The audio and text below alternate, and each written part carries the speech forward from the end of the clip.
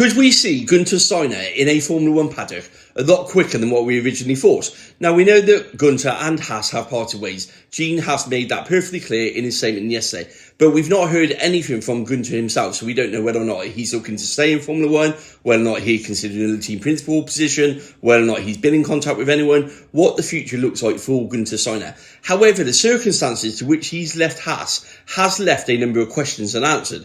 Now, when a team principal leads a team, they're normally placed on gardening leave for either 6 months or 12 months. It's something that Alpine recently did with Otmar, Ferrari did with Binotto. It's a standard practice. But what we're hearing about Guenther and Haas is very different. What we're hearing is that Guenther Steiner was actually out of contract, and when it came for renewal, it just wasn't renewed by Gene Haas.